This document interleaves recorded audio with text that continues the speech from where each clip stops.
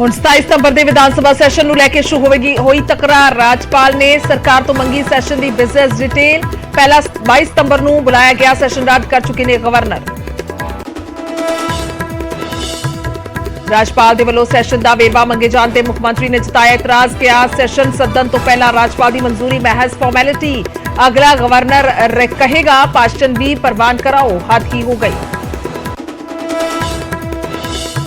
ਦੀਪਕ ਮੁੰਡੀ ਸਣੇ 3 ਮੁਲਜ਼ਮਾਂ ਨੂੰ ਪੇਸ਼ ਕਰਨ ਦੇ ਵਿੱਚ ਦੇਰੀ ਤੇ ਮਾਨਸਾ ਪੁਲਿਸ ਦੀ ਫਜ਼ੀਹਤ। ਜੱਜ ਦੀ ਕੋਠੀ ਦੇ ਬਾਹਰ 5 ਘੰਟੇ ਤੱਕ ਕਰਨਾ ਪਿਆ ਇੰਤਜ਼ਾਰ। ਮੁਲਜ਼ਮਾਂ ਨੂੰ ਜੁਡੀਸ਼ੀਅਲ ਰਿਮਾਂਡ ਤੇ ਭੇਜਿਆ। ਅੰਮ੍ਰਿਤਸਰ ਪੁਲਿਸ ਮੁੜੀ ਬੇਰੰਗ। ਅੱਜ ਬਠਿੰਡਾ ਕੋਰਟ ਦੇ ਵਿੱਚ ਗੈਂਗਸਟਰ ਲਾਰੈਂਸ ਬਿਸ਼ਨੋਈ ਦੀ ਪੇਸ਼ੀ। ਵਕੀਲ ਨੇ ਲਾਰੈਂਸ ਦੀ ਜਾਨ ਨੂੰ ਦੱਸਿਆ ਖਤਰਾ। ਕਿ ਫਰਾਰ ਹੋਣ ਦੀ ਕੋਸ਼ਿਸ਼ ਦਾ ਬਹਾਨਾ ਲਗਾ ਕੇ ਫੇਕ ਐਨਕਾਊਂਟਰ ਕਰ ਸਕਦੀ ਹੈ ਪੁਲਿਸ। ਜਲੰਧਰ ਦੇ ਵਿੱਚ ਪੁਜਾਰੀ ਦੇ ਕਤਲ ਦੀ ਸਾਜ਼ਿਸ਼ ਰਚਣ ਦੇ ਮਾਮਲੇ ਦੇ ਵਿੱਚ NIA ਦੇ ਵੱਲੋਂ ਇੱਕ ਹੋਰ ਮੁਲਜ਼ਮ ਦੇ ਖਿਲਾਫ ਚਾਰਜ ਸ਼ੀਟ ਦਾਖਲ। ਗਗਨਦੀਪ ਤੇ ਹਥਿਆਰ ਸਪਲਾਈ ਕਰਨ ਦਾ ਇਲਜ਼ਾਮ। ਖਾਲਿਸਤਾਨ ਟਾਈਗਰ ਫੋਰਸ ਦੇ ਇਸ਼ਾਰੇ ਤੇ ਹੋਇਆ ਸੀ ਹਮਲਾ। ਜਲੰਧਰ ਤੋਂ ਬਾਅਦ ਕਪੂਰਥਲਾ ਦੇ ਵਿੱਚ ਆਮੋ ਸਾਹਮਣੇ ਹੋਏ ਪੁਲਿਸ ਤੇ ਆਪ ਲੀਡਰ ਮੰਜੂ ਰਾਣਾ ਨੇ ਪੁਲਿਸ ਨੂੰ ਨਹੀਂ ਲੈਣ ਦਿੱਤੀ ਸੁਨਿਆਰੇ ਦੀ ਦੁਕਾਨ ਦੇ ਵਿੱਚ ਤਲਾਸ਼ੀ। ਚੋਰੀ ਕਰ ਵੇਚੇ ਸਮਾਨ ਦੀ ਤਲਾਸ਼ੀ ਲੈਣ ਆਈ ਸੀ ਪੁਲਿਸ। ਕੁਰੂਕਸ਼ੇਤਰ ਦੇ ਵਿੱਚ ਨੈਸ਼ਨਲ ਹਾਈਵੇ ਤੇ ਕਿਸਾਨਾਂ ਦਾ ਧਰਨਾ ਜਾਰੀ। ਅੱਜ ਲਗਾਤਾਰ ਦੂਜੇ ਦਿਨ ਦਿੱਲੀ ਅੰਮ੍ਰਿਤਸਰ ਹਾਈਵੇ ਜਾਮ। ਝੋਨੇ ਦੀ ਸਰਕਾਰੀ ਖਰੀਦ ਸ਼ੁਰੂ ਕਰਾਉਣ ਨੂੰ ਲੈ ਕੇ ਧਰਨੇ ਤੇ ਬੈਠੇ ਨੇ ਕਿਸਾਨ। ਨਵਾਂਸ਼ਹਿਰ ਟਰਾਂਸਪੋਰਟੇਸ਼ਨ ਟੈਂਡਰ ਘੁਟਾਲੇ ਦੇ ਵਿੱਚ ਵਿਜੀਲੈਂਸ ਦਾ ਐਕਸ਼ਨ। 3 ਠੇਕੇਦਾਰਾਂ ਦੇ ਖਿਲਾਫ ਕੇਸ ਦਰਜ। ਘਪਲੇ ਦੇ ਵਿੱਚ ਕਈ ਅਧਿਕਾਰੀਆਂ ਤੇ ਮੁਲਾਜ਼ਮਾਂ ਦੀ ਮਿਲੀ ਭੁਗਤ ਦਾ ਸ਼ੱਕ। ਆਪ ਵਿਧਾਇਕ ਪਠਾਨ ਮਾਜਰਾ ਦੀ ਦੂਜੀ ਪਤਨੀ ਪਹੁੰਚੀ ਸਨੌਰ ਥਾਣੇ। ਪੁਲਿਸ ਨੂੰ ਸੌਂਪੇ 2 ਮੋਬਾਈਲ ਫੋਨ ਅਤੇ ਗੱਡੀ। ਕਿਹਾ ਜਾਂਚ 'ਚ ਮੇਰੇ ਵੱਲੋਂ ਪੂਰਾ ਸਹਿਯੋਗ। ਨਸ਼ਿਆਂ ਨੇ ਜਖਣੀ ਪੰਜਾਬ ਦੀ ਨੌਜਵਾਨੀ। ਅੰਮ੍ਰਿਤਸਰ ਦੇ ਵਿੱਚ ਨਸ਼ੇ 'ਚ ਧੁੱਤ ਸ਼ਖਸ ਦੀ ਵੀਡੀਓ ਆਈ ਸਾਹਮਣੇ। ਸਿੱਧਾ ਖੜੇ ਖੂਨ ਦੇ ਵਿੱਚ ਵੀ ਅਸਮਰੱਥ ਨਜ਼ਰ ਆ ਰਿਹਾ ਹੈ ਸ਼ਖਸ। ਅੱਜ ਹਿਮਾਚਲ ਦੇ ਵਿੱਚ ਚੁਣਾਵੀ ਸ਼ੰਖਨਾਦ ਕਰਨਗੇ ਪ੍ਰਧਾਨ ਮੰਤਰੀ ਮੋਦੀ। ਮੰਡੀ ਦੇ ਵਿੱਚ ਵਿਜੇ ਸੰਕਲਪ ਰੈਲੀ ਨੂੰ ਕਰਨਗੇ ਸੰਬੋਧਨ। ਸੁਰੱਖਿਆ ਦੇ ਕੀਤੇ ਗਏ ਕੜੇ ਇੰਤਜ਼ਾਮ। ਅੱਜ ਫਰੀਦਕੋਟ ਜਾਣਗੇ ਮੁੱਖ ਮੰਤਰੀ ਭਗਵੰਤ ਮਾਨ। ਸਵੇਰੇ 10 ਵਜੇ ਬਾਬਾ ਫਰੀਦ ਮੇਲੇ ਦੇ ਵਿੱਚ ਭਰਨਗੇ ਹਾਜ਼ਰੀ। ਟਿੱਲਾ ਬਾਬਾ ਫਰੀਦ ਤੇ ਹੋਣਗੇ ਨਤਮਸਤਕ।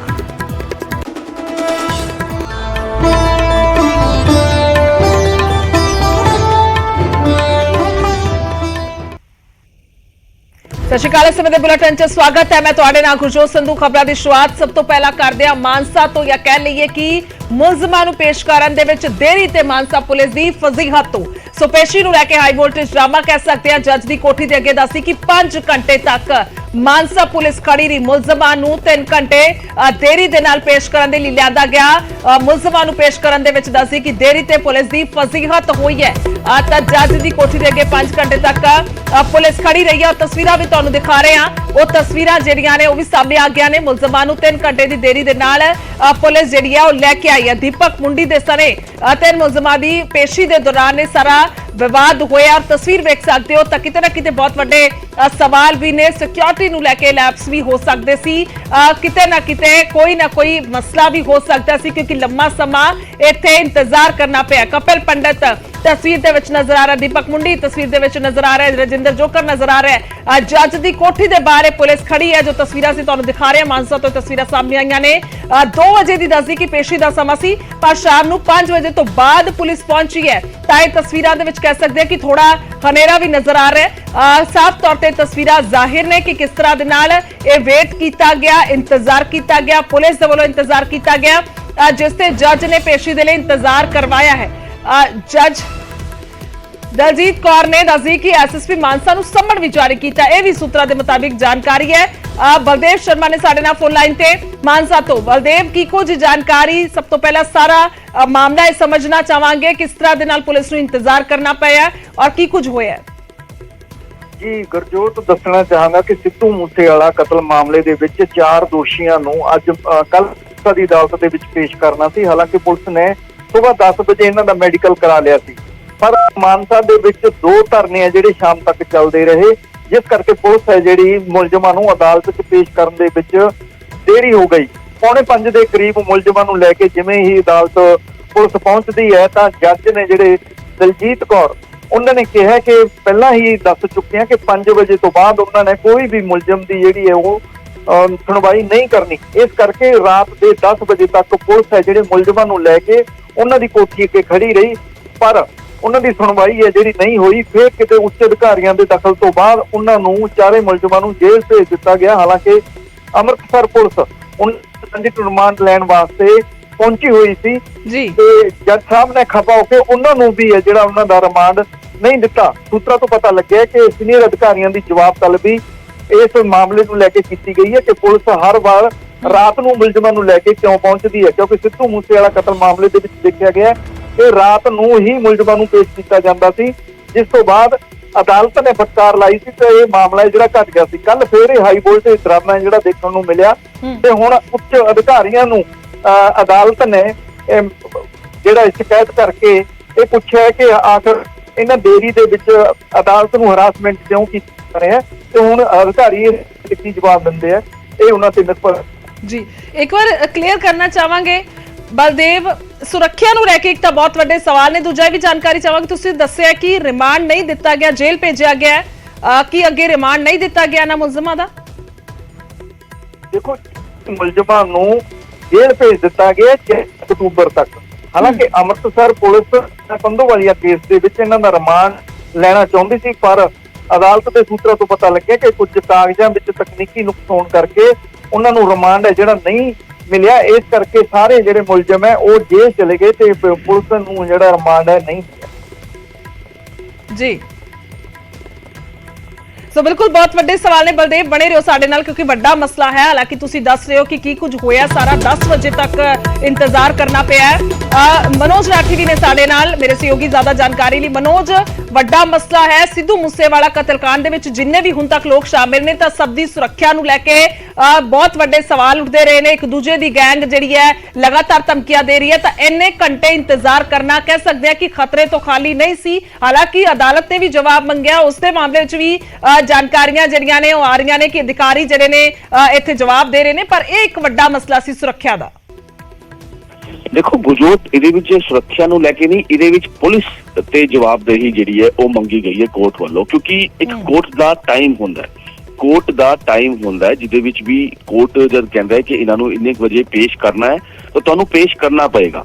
ਜੇਕਰ ਤੁਸੀਂ 10 ਵਜੇ ਦਾ ਟਾਈਮ ਲਿੱਤਾ ਹੋਇਆ ਹੈ ਤੇ 10 ਵਜੇ ਤੁਸੀਂ ਪੇਸ਼ ਕਰਨਾ ਹੈ, ਕਿਉਂਕਿ ਕੋਰਟ 'ਚ ਆਵਾਜ਼ ਪੈਂਦੀ ਹੈ ਕਿ ਜਿਹੜਾ ਵੀ ਮੁਲਜ਼ਮ ਹੈ, ਜਿਹੜਾ ਵੀ ਅਕਿਊਜ਼ ਨੇ, ਉਹਨਾਂ ਨੂੰ ਜਿਹੜਾ ਟਾਈਮ ਹੁੰਦਾ ਹੈ ਉਹਦੇ ਵਿੱਚ ਤੁਸੀਂ ਪੇਸ਼ ਕਰਨਾ ਹੈ, ਕਿਉਂਕਿ ਕਾਫੀ ਜਿਹੜੀ ਹੈਗੀ ਪੇਸ਼ੀ ਹੁੰਦੀ ਹੈ, ਇੱਕ ਨਹੀਂ ਕਾਫੀ ਪੇਸ਼ੀਆਂ ਹੁੰਦੀਆਂ, ਕਈ ਜਿਹੜੇ ਹੈਗੇ ਉਹ ਕੇਸ ਸੁਣੇ ਜਾਂਦੇ ਨੇ। ਤੇ ਕੱਲ ਇਹਦੇ ਵਿੱਚ ਜਿਹੜੇ ਬਲਦੇਵ ਸ਼ਰਮਾ ਵੀ ਦੱਸ ਰਹੇ ਨੇ ਕਿ ਇਹ ਸਾਰਾ ਹਾਈ ਵੋਲਟੇਜ ਡਰਾਮਾ ਹੋਇਆ ਕਿਉਂਕਿ ਸਿੱਧੂ ਮੂਸੇਵਾਲੇ ਕੇਸ ਦੇ ਜਿੰਨੇ ਵੀ ਦੀਪਕ ਮੁੱਢੀ ਸੀਗਾ ਉਹਦੇ ਨਾਲ ਐਕਿਊਜ਼ ਸੀਗੇ ਜਿਨ੍ਹਾਂ ਨੂੰ ਪੇਸ਼ ਕਰਨਾ ਸੀਗਾ, ਕਾਫੀ ਦੇਰੀ ਹੋਈ ਹੈ, ਜਿਸ ਕਰਕੇ ਜਿਹੜੇ ਨਾਰਾਜ਼ ਹੋਏ ਜਿਹੜੇ ਜੱਜ ਨੇ ਉਹਨਾਂ ਨੇ ਫਿਰ ਕਾਫੀ ਦੇਰ ਉਹਨਾਂ ਨੂੰ ਖੜਾ ਕਰਾ ਕੇ ਰੱਖਿਆ। ਤੇ ਹਾਲਾਂਕਿ ਅੰਮ੍ਰਿਤਸਰ ਪੁਲਿਸ ਜਿਹਦਾ ਬਲਦੇਵ ਵੀ ਦੱਸ ਰਹੇ, ਇਹਨਾਂ ਨੂੰ ਟ੍ਰੈਜਿਕ ਰਿਮਾਂਡ ਤੇ ਲੈ ਕੇ ਜਾਣਾ ਸੀਗਾ, ਰਾਣਾ ਗੰਦੋਵਾਲੀਆ ਮਰਡਰ ਨੂੰ ਲੈ ਕੇ ਪੁੱਛਗਿੱਛ ਹੋ ਰਹੀ ਸੀ, ਉਹ ਵੀ ਜਿਹੜੀ ਹੈਗੀ ਉਹ ਰਿਮਾਂਡ ਵੀ ਜਿਹੜਾ ਹੈਗਾ ਉਹ ਨਹੀਂ ਮਿਲ ਪਾਇਆ।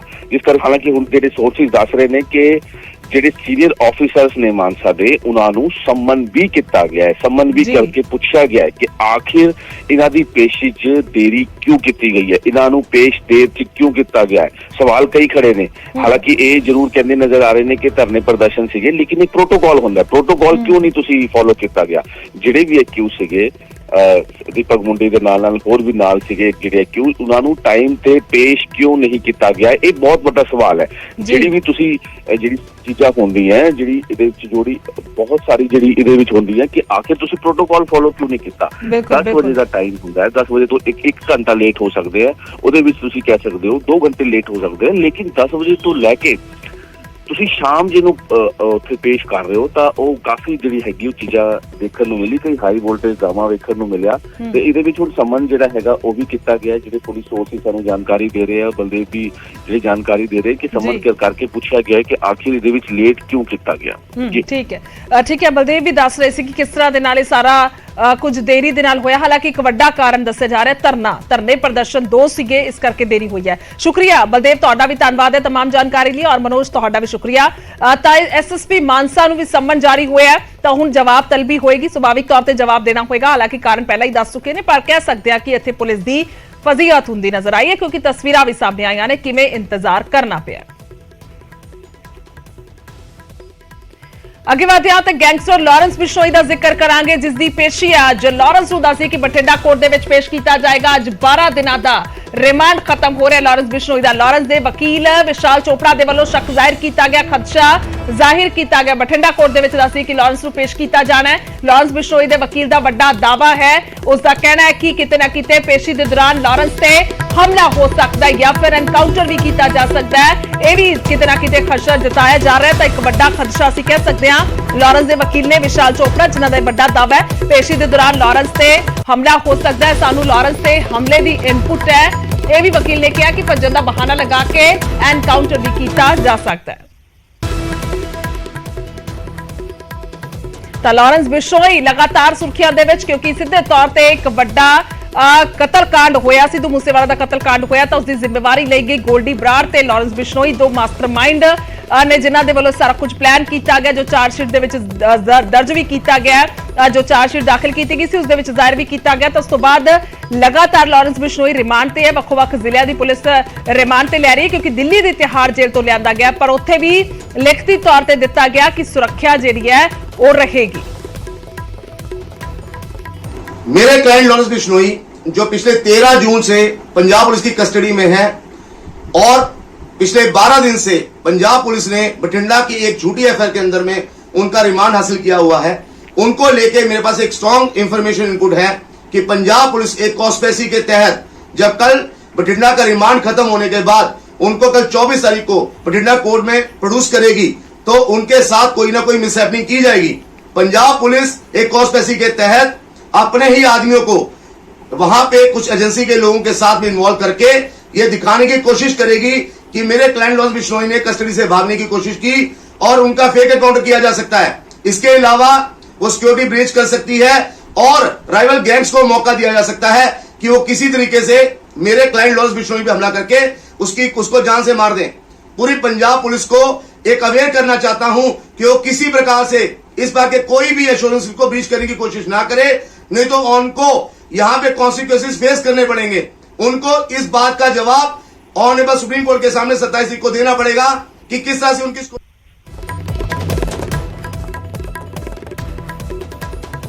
ਤਾਂ ਗੈਂਗਸਟਰ ਲਾਰੈਂਸ ਬਿਸ਼ਨੋਈ ਦਾ ਵਕੀਲ ਜਿਨ੍ਹਾਂ ਦੇ ਵੱਲੋਂ ਇਹ ਸਾਰਾ ਖਦਸ਼ਾ ਜ਼ਾਹਿਰ ਕੀਤਾ ਗਿਆ, ਲਾਰੈਂਸ ਦੀ ਜਾਨ ਨੂੰ ਖਤਰਾ। ਹਾਲਾਂਕਿ ਜ਼ਿਕਰਯੋਗ ਹੈ ਕਿ ਕੋਰਟ ਦੇ ਵਿੱਚ, ਦਿੱਲੀ ਦੀ ਕੋਰਟ ਦੇ ਵਿੱਚ ਵੀ ਲਿਖ ਕੇ ਦਿੱਤਾ ਗਿਆ ਹੈ ਕਿ ਸਿਕਿਉਰਿਟੀ ਜਿਹੜੀ ਹੈ ਪੂਰੀ ਰਹੇਗੀ। ਜਦੋਂ ਰਿਮਾਂਡ ਤੇ ਲਿਆਂਦਾ ਗਿਆ ਸੀ ਪੰਜਾਬ ਪੁਲਿਸ ਦੇ ਵੱਲੋਂ ਟ੍ਰਾਂਜ਼ਿਟ ਰਿਮਾਂਡ ਤੇ। ਫੋਨ ਲਾਈਨ ਤੇ ਨੇ ਸੂਰਜ ਪਾਨ। ਸੂਰਜ, ਕੀ ਕੁਝ ਜਾਣਕਾਰੀ ਹੈ? ਬਠਿੰਡਾ ਦੇ ਕੋਰਟ ਦੇ ਵਿੱਚ ਪੇਸ਼ ਕੀਤਾ ਜਾਣਾ ਹੈ, ਸੁਰੱਖਿਆ ਨੂੰ ਲੈ ਕੇ ਕਿਸ ਤਰ੍ਹਾਂ ਦੇ ਬੰਦੋਬਸਤ ਹਮੇਸ਼ਾ ਦੀ ਤਰ੍ਹਾਂ ਰਹਿਣਗੇ?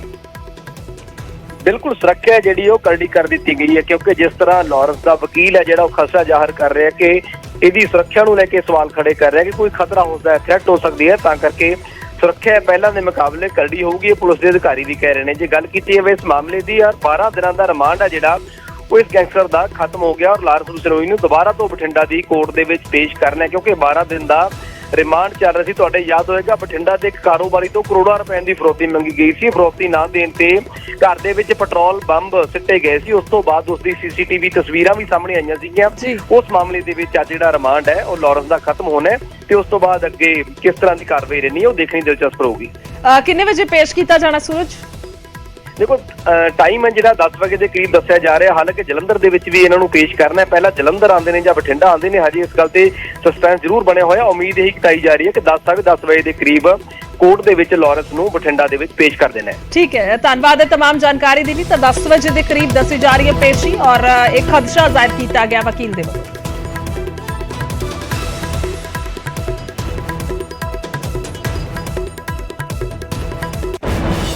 ਅੱਗੇ ਵਧਾਂਗੇ ਤਾਂ ਸੈਸ਼ਨ ਦਾ ਜ਼ਿਕਰ ਕਰਾਂਗੇ। ਸੈਸ਼ਨ ਨੂੰ ਲੈ ਕੇ ਦੱਸਦੀ ਕਿ ਫਿਰ ਤੋਂ ਰਾਜਪਾਲ ਵਜ਼ੀਰ ਸਰਕਾਰ ਨਜ਼ਰ ਆ ਰਿਹਾ ਹੈ। ਹੁਣ 27 ਸਤੰਬਰ ਵਾਲੇ ਸੈਸ਼ਨ ਤੇ ਸੰਗਰਾਮ ਵੇਖਣ ਨੂੰ ਮਿਲ ਰਿਹਾ ਹੈ। ਸੈਸ਼ਨ ਤੋਂ ਪਹਿਲਾਂ ਰਾਜਪਾਲ ਨੇ ਦੱਸੀ ਕਿ ਬਿਜ਼ਨਸ ਡਿਟੇਲ ਮੰਗੀ ਹੈ, ਸੋ ਜਿਸ ਤੋਂ ਬਾਅਦ ਸੀਐਮ ਦਾ ਬਿਆਨ ਵੀ ਸਾਹਮਣੇ ਆਇਆ। ਸੋ ਸੈਸ਼ਨ ਤੋਂ ਪਹਿਲਾਂ ਰਾਜਪਾਲ ਦੇ ਵੱਲੋਂ ਬਿਜ਼ਨਸ ਡਿਟੇਲ ਮੰਗੀ ਗਈ ਹੈ। 75 ਸਾਲ ਦੇ ਵਿੱਚ ਅਜਿਹਾ ਪਹਿਲਾਂ ਕਦੇ ਨਹੀਂ ਹੋਇਆ। ਇਹ ਸੀਐਮ ਦਾ ਬਿਆਨ ਹੈ। ਸੈਸ਼ਨ ਤੋਂ ਪਹਿਲਾਂ ਰਾਜਪਾਲ ਦੇ ਜੋ ਵੱਲੋਂ ਡਿਟੇਲ ਮੰਗੀ ਗਈ ਹੈ, ਤਾਂ ਇਸ ਨੂੰ ਲੈ ਕੇ ਬਿਆਨ ਸਾਹਮਣੇ ਆਇਆ। ਵਿਧਾਨ ਸਭਾ ਸਕੱਤਰ ਤੋਂ ਦੱਸਦੀ ਕਿ ਡਿਟੇਲ ਮੰਗੀ ਗਈ ਹੈ। ਸੈਸ਼ਨ ਦੀ ਅਪਰੂਵਲ ਤੋਂ ਪਹਿਲਾਂ ਇਹ ਸਾਰੀ डिटेल मंगी गई है। राज्यपाल तो बिजनेस डिटेल मंगे जाने ते सीएम का बयान भी सामने आया और राज्यपाल की मंजूरी महज एक रस्म है, एक फॉर्मैलिटी है। सीएम भगवंत मान का कहना है 75 ਸਾਲ ਦੇ ਵਿੱਚ ਅਜਿਹਾ ਕਦੇ ਨਹੀਂ ਹੋਇਆ। ਸੈਸ਼ਨ ਤੋਂ ਪਹਿਲਾਂ ਕਿਸੇ ਰਾਜਪਾਲ ਨੇ ਬਿਜ਼ਨਸ ਨਹੀਂ ਪੁੱਛਿਆ। ਅਸੈਂਬਲੀ ਬਿਜ਼ਨਸ ਸਪੀਕਰ ਤੇ ਬਿਜ਼ਨਸ ਐਡਵਾਈਜ਼ਰੀ ਕਮੇਟੀ ਬਣਾਉਂਦੀ ਹੈ।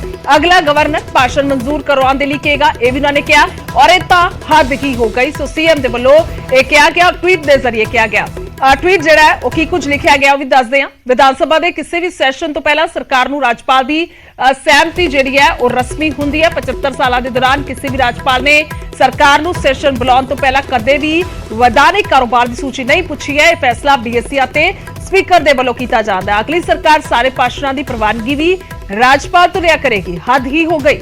ਸੋ ਇਹ ਕੀਤਾ ਗਿਆ ਟਵੀਟ ਪੰਕਜ ਖਾਸ ਤੌਰ ਤੇ ਸੀਐਮ ਭਗਵੰਤ ਮਾਨ ਦੇ ਵੱਲੋਂ ਇਹ ਟਵੀਟ ਕੀਤਾ ਗਿਆ। ਦੱਸ ਦਈਏ ਕਿ ਰਾਜਪਾਲ ਵਜ਼ੀਰ ਸਰਕਾਰ ਹੁਣ ਫਿਰ ਤੋਂ ਨਜ਼ਰ ਆ ਰਿਹਾ। ਹਾਲਾਂਕਿ ਪਹਿਲਾਂ ਜੋ ਸੈਸ਼ਨ ਰੱਦ ਕੀਤਾ ਗਿਆ ਸੀ ਉਹ ਸਿੱਧੇ ਤੌਰ ਤੇ ਭਰੋਸਗੀ ਮਤੇ ਦਾ ਕੀਤਾ ਗਿਆ ਸੀ। ਤਾਂ ਰਾਘਵ ਚੱਡਾ ਦੇ ਵੱਲੋਂ ਵੀ ਟਵੀਟ ਕੀਤਾ ਗਿਆ, ਚਾਹੇ ਚਰਚਾ ਮਹਿੰਗਾਈ ਤੇ ਹੋਵੇ, ਫੈਬੂਲਸ ਲਿਵਸ ਔਨ ਬਾਲੀਵੁੱਡ ਵਾਈਬਸ ਤੇ ਜ਼ਿਕਰ ਕੀਤਾ ਗਿਆ। ਰਾਘਵ ਚੱਡਾ ਵੱਲੋਂ ਲਿਖਦੇ ਨੇ, ਵਿਧਾਨ ਸਭਾ ਦਾ ਬਿਜ਼ਨਸ ਤੈਅ ਕਰਨ ਦਾ ਅਧਿਕਾਰ ਸਿਰਫ ਸਪੀਕਰ ਅਤੇ ਬਿਜ਼ਨਸ ਐਡਵਾਈਜ਼ਰੀ ਕਮੇਟੀ ਦੇ ਕੋਲ ਹੈ, ਨਾ ਕਿ ਗਵਰਨਰ ਦੇ ਕੋਲ। ਸੋ ਇਹ ਰਾਘਵ ਚੱਡਾ ਦੇ ਵੱਲੋਂ ਟਵੀਟ ਕੀਤਾ ਗਿਆ ਔਰ ਲਿਖਦੇ ਨੇ, ਚਾਹੇ ਚਰਚਾ ਮਹਿੰਗਾਈ ਤੇ ਹੋਵੇ ਜਾਂ ਫਿਰ ਹੋਰ ਮੁੱਦਿਆਂ ਤੇ। ਤਾਂ ਇਹ ਸੈਸ਼ਨ ਨੂੰ ਲੈ ਕੇ ਫਿਰ ਤੋਂ ਦੱਸ ਦਈਏ ਕਿ ਇੱਥੇ ਸੰਗਰਾਮ ਨਜ਼ਰ ਆ ਰਿਹਾ ਹੈ। ਔਰ ਜਿਸ ਤਰ੍ਹਾਂ ਦੇ ਨਾਲ ਪਿਛਲੇ ਦਿਨਾਂ ਦੇ ਵਿੱਚ ਤਸਵੀਰ ਨਜ਼ਰ ਆਈ ਤਾਂ ਵੱਡਾ ਬਿਆਨਬਾਜ਼ੀਆਂ ਦਾ ਦੌਰ ਸੀ। ਤਾਂ ਫੋਨ ਲਾਈਨ ਤੇ ਮੇਰੇ ਸਹਿਯੋਗੀ ਪੰਕਜ ਕਪਾਕੀ ਨੇ। ਪੰਕਜ, ਜੋ ਹੁਣ ਡਿਟੇਲ ਮੰਗ ਲਈ ਗਈ ਹੈ, ਹਾਲਾਂਕਿ ਸੀਐਮ ਦਾ ਬਿਆਨ ਵੀ ਆ ਗਿਆ ਹੈ ਔਰ ਕਿਸ ਤਰ੍ਹਾਂ ਦੇ ਨਾਲ ਉਹਨਾਂ ਨੇ ਕੀ ਕੁਝ ਕਿਹਾ ਵੀ ਸਾਹਮਣੇ ਹੈ, ਪਰ ਇਹ ਮਸਲਾ ਕਹਿ ਸਕਦੇ ਆ ਕਿ ਅਜੇ ਹੋਰ ਪੱਕਦਾ ਨਜ਼ਰ ਆ ਰਿਹਾ ਹੈ। निश्चित तौर से गुरजोत ਤੁਹਾਨੂੰ ਪੱਛਮੀ ਬੰਗਾਲ ਯਾਦ ਹੋਏਗਾ, ਦਿੱਲੀ ਯਾਦ ਹੋਏਗਾ। ਪੱਛਮੀ ਬੰਗਾਲ ਤੇ ਦਿੱਲੀ ਦੇ ਵਿੱਚ ਵੀ ਸਥਿਤੀ ਬਣੀ ਸੀ ਜਦੋਂ ਰਾਜਪਾਲ ਵਰਸਸ ਸਰਕਾਰ ਜਿਹੜੀ ਆ ਆਮੋ ਸਾਹਮਣੇ ਹੋ ਗਈ ਸੀਗੀ। ਔਰ ਇਹ ਇੱਕ ਤੋਂ ਬਾਅਦ ਇੱਕ ਕਈ ਸਾਰੇ ਮਾਮਲੇ ਸਾਹਮਣੇ ਆ ਰਹੇ ਨੇ ਜਿੱਥੇ ਰਾਜਪਾਲ ਵਰਸਸ ਸਰਕਾਰ ਜਿਹੜੀ ਉਹ ਨਜ਼ਰ ਆ ਰਹੀ ਹੈ। ਚਾਹੇ ਜਿਹੜਾ ਵਿਧਾਨ ਸਭਾ ਦਾ ਸੈਸ਼ਨ ਪਿਛਲੇ ਦਿਨਾਂ 'ਚ ਬੁਲਾਇਆ ਗਿਆ ਸੀਗਾ ਉਹ ਰਾਜਪਾਲ ਨੇ ਮਨਜ਼ੂਰੀ ਨਹੀਂ ਦਿੱਤੀ। ਇਸ ਤੋਂ ਪਹਿਲਾਂ ਰਾਜਪਾਲ ਜਿਹੜੇ ਨੇ ਉਹ BSF ਵਾਲੇ ਏਰੀਏ ਦੇ ਵਿੱਚ ਜਿਹੜੇ ਜਿੱਥੇ ਬਾਰਡਰ ਏਰੀਆ ਵਾ ਉੱਥੇ ਜਾਂਦੇ ਨੇ। ਔਰ ਹੁਣ ਜਿਹੜਾ ਵਾ ਇੱਕ ਵਾਰ ਫਿਰ ਸਰਕਾਰ ਵੱਲੋਂ ਸੈਸ਼ਨ ਬੁਲਾਇਆ ਗਿਆ ਔਰ ਜ਼ਿਕਰ ਇਸ ਗੱਲ ਦਾ ਕੀਤਾ ਗਿਆ ਕਿ ਪਰਾਲੀ ਅਤੇ ਕਿਸਾਨੀ ਦੇ ਮਸਲੇ ਤੇ ਸੈਸ਼ਨ ਹੋਏਗਾ। ਤਾਂ ਇਹ ਕਿਉਂਕਿ ਗਵਰਨਰ ਵੱਲੋਂ ਮਨਜ਼ੂਰੀ ਮਿਲਣੀ ਹੁੰਦੀ ਹੈ ਤਾਂ ਫਿਰ ਇੱਕ ਵਾਰ ਫਿਰ ਰਾਜਪਾਲ ਨੇ ਪੂਰੀ ਡਿਟੇਲ ਜਿਹੜੀ ਹੈ ਉਹ ਮੰਗ ਲਈ ਹੈ ਕਿ ਸੈਸ਼ਨ ਦੇ ਵਿੱਚ ਕੀ ਕੁਝ ਹੋਏਗਾ, ਕਿੰਨੀ ਦੇਰ ਦਾ ਸੈਸ਼ਨ ਹੋਏਗਾ। ਤਾਂ ਇਸ ਬਾਬਤ ਹੁਣ ਸਰਕਾਰ ਵੀ ਸਿੱਧੇ ਤੌਰ ਤੇ ਕਿਤੇ ਨਾ ਕਿਤੇ ਇਸ ਗੱਲ ਤੋਂ ਜ਼ਿਕਰ ਕਰ ਰਹੀ ਹੈ ਕਿ ਰਾਜਪਾਲ ਜਿਹੜਾ ਜਾਣਬੁੱਝ ਕੇ ਇਸ ਤਰੀਕੇ ਨਾਲ ਕਰਦੇ ਹੋਏ ਨਜ਼ਰ ਆ ਰਹੇ ਨੇ। ਤਾਂ ਹੁਣ ਇਹ ਦੇਖਣ ਵਾਲੀ ਗੱਲ ਹੋਏਗੀ ਕਿ ਕੀ 27 ਤਰੀਕ ਦਾ ਸੈਸ਼ਨ ਹੋਏਗਾ। ਅਗਰ 27 ਤਰੀਕ ਦਾ ਸੈਸ਼ਨ ਹੋਏਗਾ ਤਾਂ ਕੀ ਸਰਕਾਰ ਪੂਰੀ ਡਿਟੇਲ ਦੇਗੀ। ਅਗਰ ਸਰਕਾਰ ਪੂਰੀ ਡਿਟੇਲ ਦੇਗੀ ਤਾਂ ਕੀ ਉਸ ਦੇ ਵਿੱਚ ਕੌਨਫੀਡੈਂਸ ਮੋਸ਼ਨ ਦੀ ਗੱਲ ਕੀਤੀ ਜਾਏਗੀ। ਔਰ ਅਗਰ ਕੌਨਫੀਡੈਂਸ ਮੋਸ਼ਨ ਦੀ ਗੱਲ ਕੀਤੀ ਜਾਂਦੀ ਹੈ ਤਾਂ ਫਿਰ ਕੀ ਰਾਜਪਾਲ ਇਸ ਸੈਸ਼ਨ ਦੀ ਮਨਜ਼ੂਰੀ ਦਿੰਦੇ ਨੇ। ਇਹ ਆਪਣੇ ਆਪ ਦੇ ਵਿੱਚ ਬਹੁਤ ਸਾਰੇ ਸਵਾਲ ਨੇ। ਅਜੇ ਤੱਕ ਕੱਲ ਜਦੋਂ ਪ੍ਰੈਸ ਕਾਨਫਰੰਸ ਕੀਤੀ ਗਈ ਸੀਗੀ ਜਿਹੜੀ ਮੰਤਰੀਆਂ ਦੇ ਵੱਲੋਂ, ਉਹਨਾਂ ਨੂੰ ਵੀ ਇਹ ਸਵਾਲ ਪੁੱਛਿਆ ਗਿਆ ਸੀਗਾ ਕਿਸਾਨੀ ਅਤੇ ਪਰਾਲੀ ਦੇ ਮਸਲੇ ਤੋਂ ਇਲਾਵਾ ਕੀ ਕੌਨਫੀਡੈਂਸ ਮੋਸ਼ਨ ਆਏਗਾ, ਕੀ ਕੁਝ ਹੋਏਗਾ। ਤਾਂ ਉਹਨਾਂ ਨੇ ਕਿਹਾ ਸੀਗਾ ਕਿ ਇਹ ਪੂਰੀ ਜਾਣਕਾਰੀ ਜਿਹੜੀ ਹੈ ਉਹ ਅਜੇ ਜਨਤਕ ਨਹੀਂ ਕੀਤੀ ਜਾ ਸਕਦੀ, ਅਜੇ ਪੂਰੀ ਡਿਟੇਲ ਜਿਹੜੀ ਹੈ ਉਹ ਦੱਸੀ ਜਾਏਗੀ। ਲੇਕਿਨ ਰਾਜਪਾਲ ਨੇ ਹੁਣ ਜਦੋਂ ਪੂਰੀ ਡਿਟੇਲ ਮੰਗ ਲਈ ਹੈ ਤਾਂ ਜਿਹੇ 'ਚ ਸਰਕਾਰ ਹੁਣ ਕੀ ਪੂਰੀ ਡਿਟੇਲ ਦੇਗੀ ਜਾਂ ਨਹੀਂ ਦੇਗੀ ਜਾਂ ਕੀ ਕੁਝ ਹੋਏਗਾ, ਇਹ ਅੱਜ ਦੇ ਦਿਨ ਕਾਫੀ ਅਹਿਮ ਪੰਜਾਬ ਦੀ ਸਿਆਸਤ ਦੇ ਵਿੱਚ ਗਰਮੀ ਜਿਹੜੀ ਹੈ ਹੁੰਦੀ ਹੋਈ ਨਜ਼ਰ ਆਏਗੀ। ਜੀ ਠੀਕ ਹੈ ਪੰਕਜ, ਧੰਨਵਾਦ ਹੈ तमाम ਜਾਣਕਾਰੀ ਲਈ। ਤਾਂ ਹੁਣ 27 ਸਤੰਬਰ ਵਾਲੇ ਸੈਸ਼ਨ ਤੇ ਸੰਗਰਾਮ ਹੈ। ਜਵਾਬ ਮੰਗਿਆ ਗਿਆ ਜਾਂ ਕਹਿ ਲਈਏ ਕਿ ਸਾਰੀ ਡਿਟੇਲ ਮੰਗੀ ਗਈ ਹੈ ਰਾਜਪਾਲ ਦੇ ਵੱਲੋਂ। ਹੁਣ ਵੇਖਣਾ ਹੋਏਗਾ ਡਿਟੇਲ ਦਿੱਤੀ ਜਾਂਦੀ ਹੈ ਜਾਂ ਫਿਰ ਉਸ ਦੇ ਵਿੱਚ ਜ਼ਿਕਰ ਹੋਏਗਾ